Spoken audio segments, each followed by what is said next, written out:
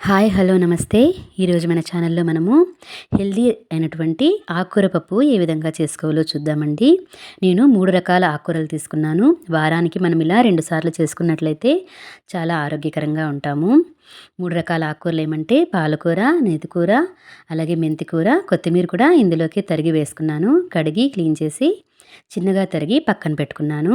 అలాగే చిన్నగా తరిగినటువంటి టమోటో 4 తీసుకున్నానండి.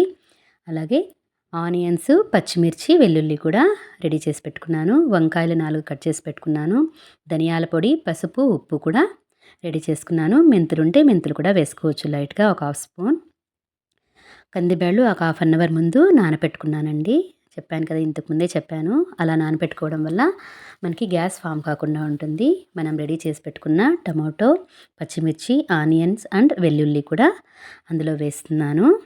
కుక్కర్లోకి వేసుకొని దాని తర్వాత 4 తరిగిన వంకాయలు, ధనియాల పొడి, పసుపు, ఉప్పు కూడా అందులోకి వేస్తున్నాను. మనం చేసుకునే వంటలో మెంతులు వాడడం వల్ల ఆరోగ్యకరం. నేను మెంతి కూర వేస్తున్నాను కాబట్టి మెంతులేం వేయట్లేదు. మనం తరిగి పెట్టుకున్న ఆకుకూరను వేసి అలాగే తగినన్ని వాటర్ పోసుకొని కొద్దిగా ఆయిల్ వేసుకున్నట్లయితే మనకి తొందరగా ఉడికిపోతుందండి. కాబట్టి మనము కొద్దిగా ఆయిల్ వేసుకొని మనము ఒక 3 విజిల్స్ వచ్చేలాగా మనము స్టవ్ పైన పెట్టుకోవాలి.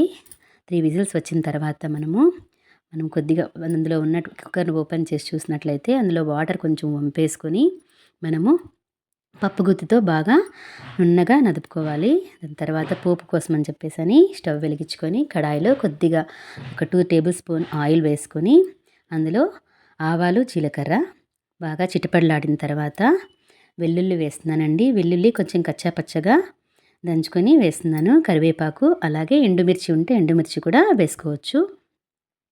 మనం తీసి పెట్టుకున్న రసాన్ని తాలింపులోకి వేసుకొని మనము సర్వ్ చేసుకోవడమే. ఇలా చేసుకోవడం చాలా ఈజీ అయినటువంటి ఆకుకూర పప్పు అనేది రెడీ అయిపోతుంది. వారానికి 2 టైమ్స్ తీసుకొని మనము హెల్తీగా ఉండొచ్చు. ఈ వీడియో కనుక మీకు నచ్చినట్లయితే please like, share and subscribe. మీరు కూడా ట్రై చేసి ఏ విధంగా వచ్చిందో నాకు కామెంట్స్